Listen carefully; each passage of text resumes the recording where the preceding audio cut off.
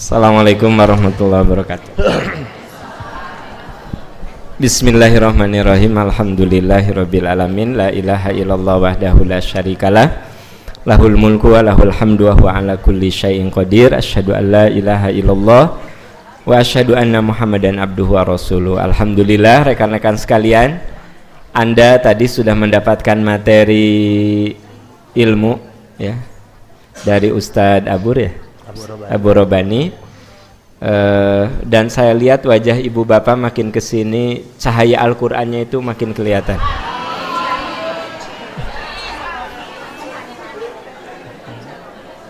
Itu karena tiada hari yang dilewati kecuali terus membaca ayat-ayat Quran ya. Anda yakin kan Quran itu mukjizat? Percayalah, kalau Anda rajin membaca mukjizat itu, Anda paling tidak kecepretan dari mukjizatnya ya. Jadi tapi harus yakin lah. Iya jadi harus yakin. Ya kan, kita mulai saja ya. Bismillahirrahmanirrahim. Assalamualaikum warahmatullahi wabarakatuh. Waalaikumsalam. Saya karyawan swasta yang bergerak di bidang broker asuransi. Beberapa waktu ini saya merasa gelisah karena setelah membaca artikel-artikel di internet, baik dari MUI maupun sumber-sumber lain, menyatakan bahwa hukum asuransi adalah haram karena ada unsur riba, maisir, dan gharar. Mohon penjelasan mengenai hal tersebut karena saya berencana akan resign dalam waktu dekat karena hal tersebut. Alhamdulillah, dengan izin Allah, istri saya sudah keluar duluan. Dia sebelumnya kerja di perusahaan asuransi Persero. Oke. Asuransi dan bank adalah dua persoalan kontemporer, dua persoalan kekinian yang zaman Rasul memang tidak ada. Sehingga kalau bicara tentang perbankan, saya maksud perbankan non syariah atau asuransi non syariah, itu tetap akan ada kontroversi. Jadi kalau Anda baca artikel-artikel, boleh jadi yang Anda baca adalah artikel-artikel yang cenderung memposisikan asuransi non syariah atau perbankan non syariah itu diposisikan dalam posisi yang menurut si penulis, si pemikir, itu adalah ada unsur haramnya. Makanya dia akan mencari alasan-alasan penguat untuk itu. Tapi juga Anda boleh melihat ada tulisan-tulisan tentang perbankan non syariah, asuransi non syariah, yang juga karena frame of thinkingnya, kerangka pikirnya itu dia melihat tidak ada unsur-unsur yang haram, maka dia akan menulis dengan logika-logika yang menguatkan hal itu. Itu di dunia ilmiah pasti terjadi demikian. Nah, jadi kalau menurut hemat saya, ya, kalau menurut hemat saya, Anda mau keluar dan mencari alternatif yang lebih menenangkan, yaitu suatu niat yang baik. Tetapi Anda tetap juga harus membaca kondisi realitas sekarang. Apakah dengan resign itu membuat Anda menjadi beban orang lain atau tidak? Itu juga harus dipikirkan. Misalnya Anda sekarang menghidupi anak dan istri, bekerja di asuransi. Nah sekarang kalau Anda keluar, kira-kira nanti untuk biaya hidup anak dan istri jadi beban orang nggak? Misalnya akhirnya mertua ikut terlibat, teman-teman nyumbang gitu ya. Emang menyedihkan kalau begitu. Tapi kalau misalnya Anda resign itu, Anda punya alternatif dan tetap Anda mandiri, it's okay, itu suatu langkah yang bagus. Jadi kalau saya tidak selamanya mensupport, mendukung, setuju dengan orang yang resign dari satu pekerjaan yang membuat dia ragu, misalnya dari bank konvensional, dari asuransi konvensional. Begitu dia keluar, anaknya terlantar, istrinya terlantar. Kalau menurut saya, dia lepas dari satu dosa, masuk ke dosa yang lain.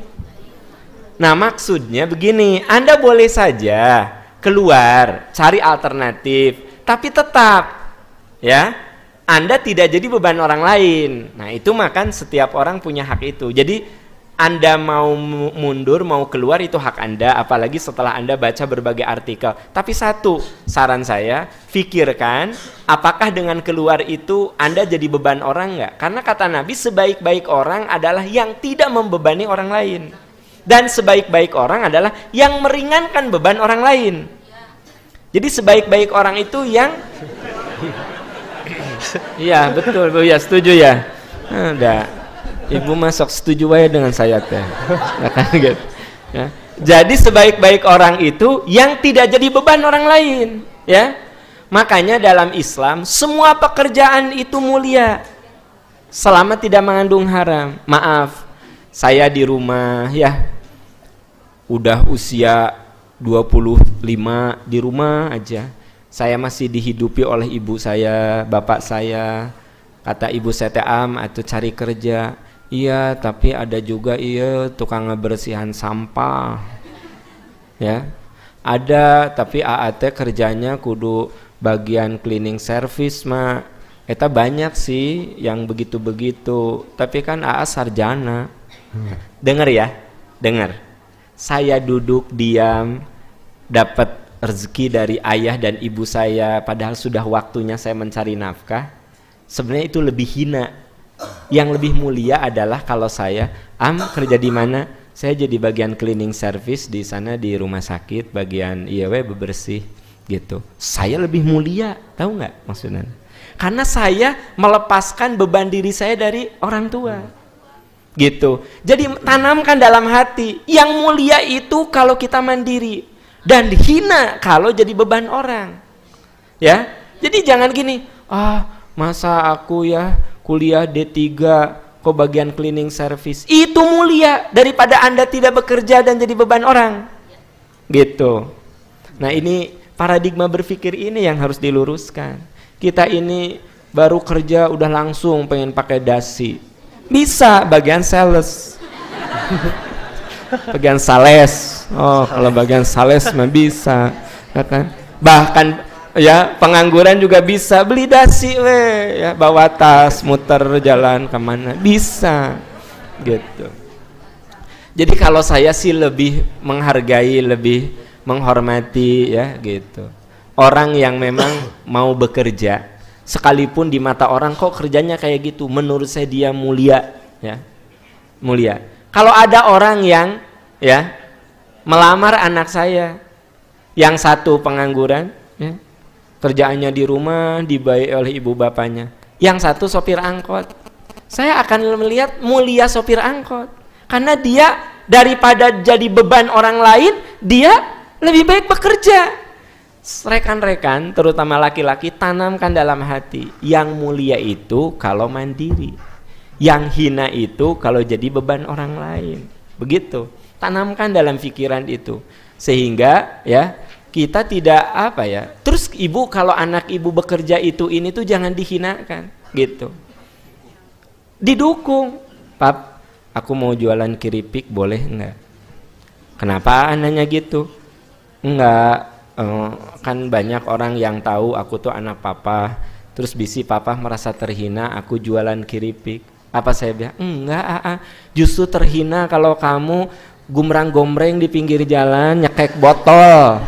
Walaupun minuman bir kamu itu mahal, nah papa terhina, malu papa teh. Tapi kalau kamu jualan keripiknya, kamu jualan kaos kaki gitu, kata orang teh kok anak Pak Aam begitu, biarin, karena itu bagian proses yang harus lewati dalam hidup. Jadi saya support aja anak saya jualan keripik, jualan kaos kaki gitu, nggak masalah. Dia lebih mulia begitu daripada, karena dia bilang aku teh udah usia aku kan udah 20 asa malu nya, aku teh kok belum dapat apa-apa gitu. Nah kan kamu kuliah, iya walaupun aku kuliah kan aku pengen lah gitu. Ya sudah, tidak kemudian malu atuh ya Allah, ari atuh ya papa ke kieu-kieu ke da atuh da kumaha atuh. Ari kamu atuh. Nah, ini kadang-kadang orang tua suka merasa malu ketika ya gitu. Pap, kalau itu aku mau jualan buku cenah, buku papa. Boleh enggak? Nya sok atuh teu naon. Jadi maksud saya itu, saya selalu mensupport kata orang teh, ya Allah, ya gitu. Biarkan, itu proses yang harus dia lewati supaya dia merasa terhormat bekerja. Apa Bu? Ulangi. Supaya dia merasa terhormat bekerja dan merasa malu kalau tidak bekerja. Gitu. Saya di satu supermarket, ya, jalan. Gitu. Assalamualaikum Pak, saya lagi cari odol biasa. Terserah. Nya odol naon ya atuh meni. Ari berlian mah moal diomongkeun atuh. Justru diomongin teh kira-kira biasa-biasa. Beli berlian gitu moal diomongin. Saya ke supermarket ya gitu. Udah gitu teh ada yang mendekati, cari apa Pak? Oh iya cari ini. Terus ini Pak masih suka ngisi di MPI? Oh masih. Saya dulu suka ikut Pak, tapi saya sekarang kerja gitu ya. Bagus saya bilang, bagus. Jadi saya ngasih support, bagus. Saya bilang kamu lebih baik. Tapi Pak katanya saya cuma pelayan di supermarket. Emang apa? Ya itu lebih mulia dari kamu daripada kamu jadi beban orang. Terus dia bilang, iya alhamdulillah saya jadi semangat Pak. Dulu kadang-kadang jujur kalau temen nanya saya suka bilang pengangguran. Jadi dia tuh lebih bangga nganggur, tahu nggak? Kabayang tuh, hari kamu gawe di mana? Nganggur, padahal cenah dia teh kerja di supermarket, jadi pelayan. Kenapa dia merasa malu mengatakan saya bekerja di supermarket, gitu? Ya, gitu. Makanya dia bilang, aduh, saya jadi sekarang apa ya? Saya bilang saya lebih bangga kepada anak muda yang mau bekerja. Saya lebih respect, lebih hormat. Saya nggak bilang respect, dah belum tentu ngerti atau bulatnya. Nah, saya bilang saya lebih bangga, saya lebih menghargai orang yang bekerja, gitu. Daripada orang yang. Nah, jadi kembali ke yang tadi teh nanya naonnya sih itu. Ya, asuransi, ya. Nah, jadi ngomong-ngomong asuransi.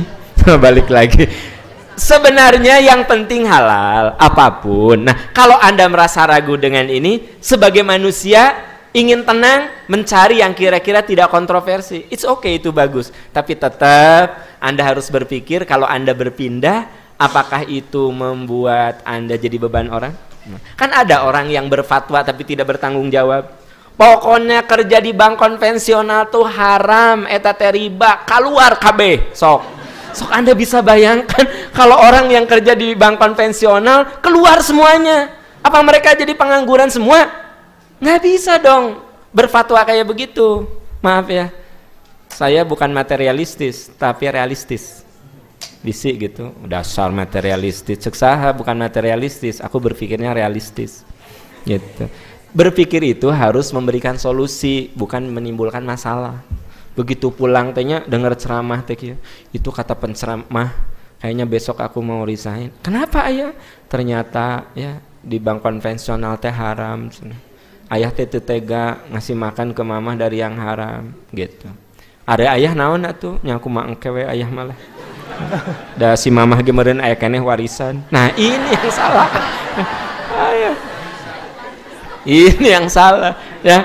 Nah, tapi kalau gini, mah tadi teh ada penceramah gini, ayah mau coba cari informasi lebih detail. Kalau memang ini membuat ayah ragu, mungkin ayah mau pindah ke yang syariah, atau ayah mungkin mau ini, tapi butuh waktu, jadi berproses. Nggak apa-apa berproses. Tapi kalau ujug-ujug yang revolusioner gitu juga. Terus Anda tadinya pekerja, kemudian jadi pengusaha atau entrepreneur juga nggak bisa sekaligus itu. Misalnya orang biasa bekerja ya, biasalah kata kalau kita punya penghasilan tetap itu aman tapi tidak akan besar. Kalau kita punya penghasilan tetap aman tapi Anda nggak akan besar gitu. Tapi kamawat ke pensiun teh gitu.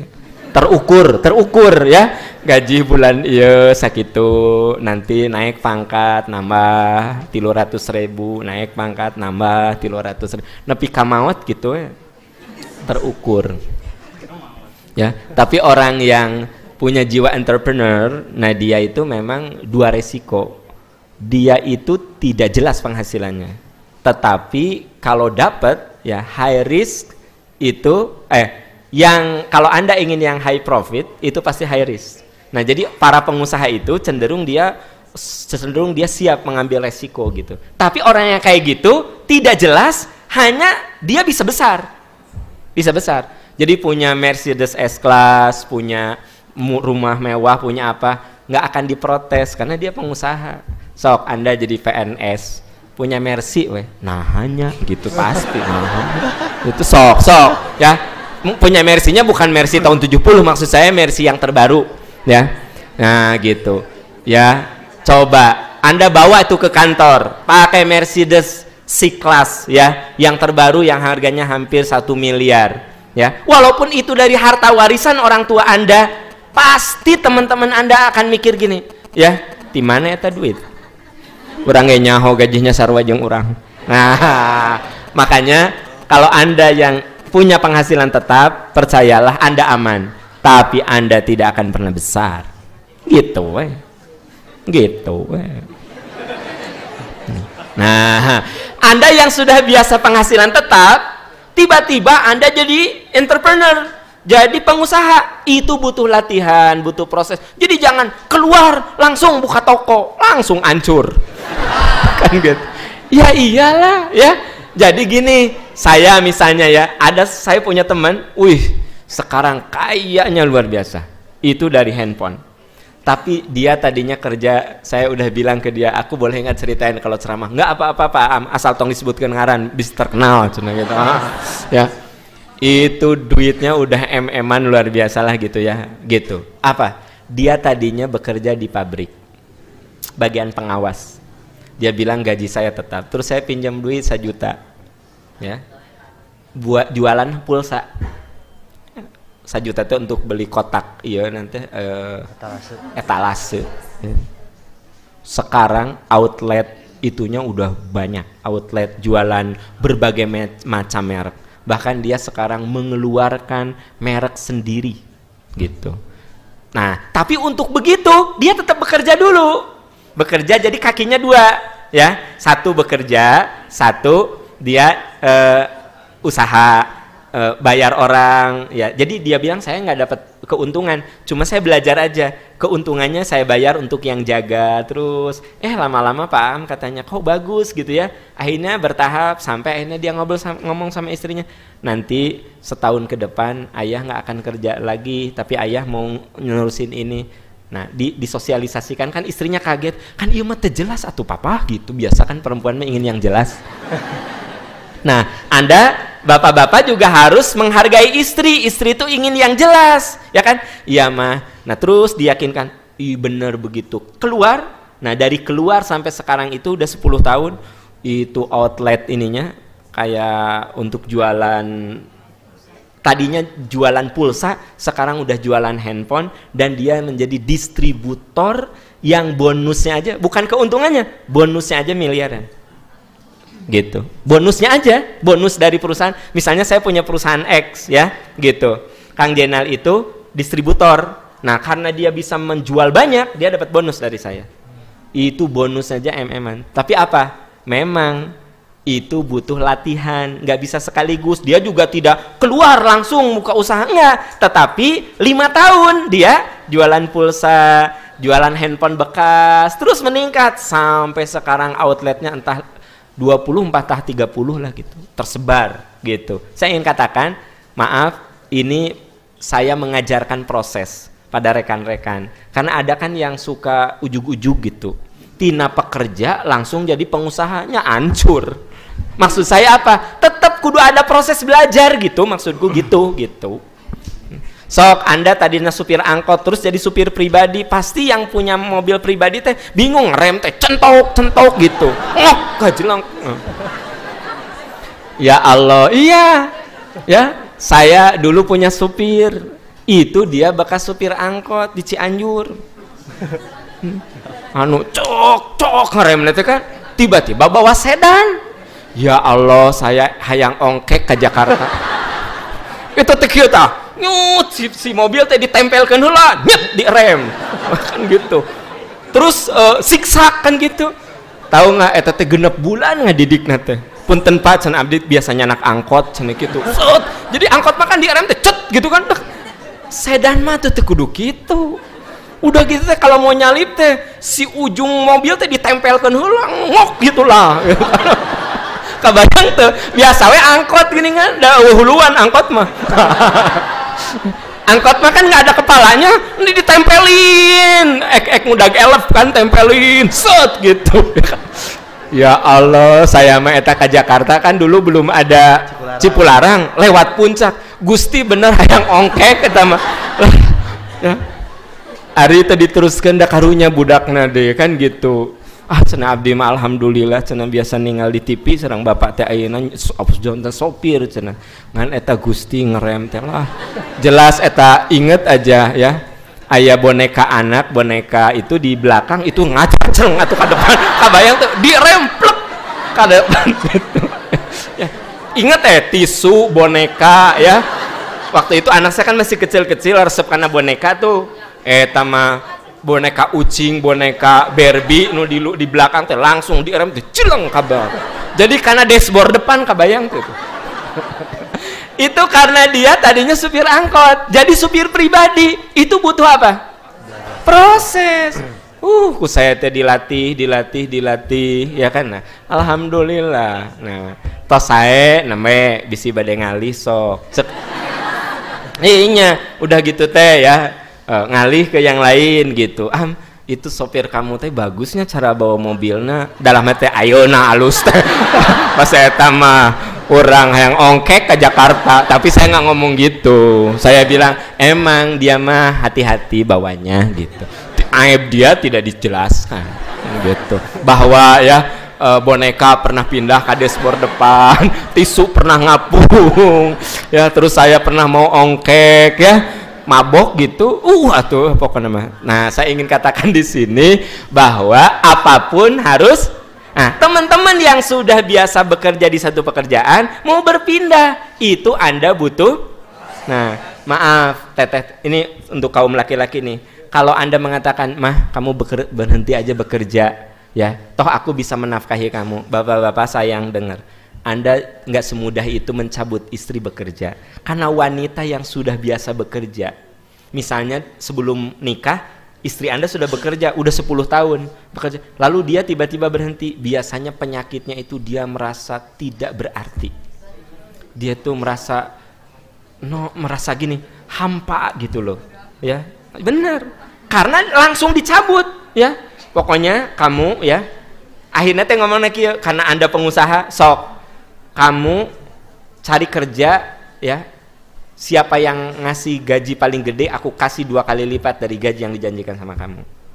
Padahal ya misalnya saya ngomong sama istri saya, mah udahlah berhenti bekerja, mama digaji seberapa 10 juta, ku papa 20 juta.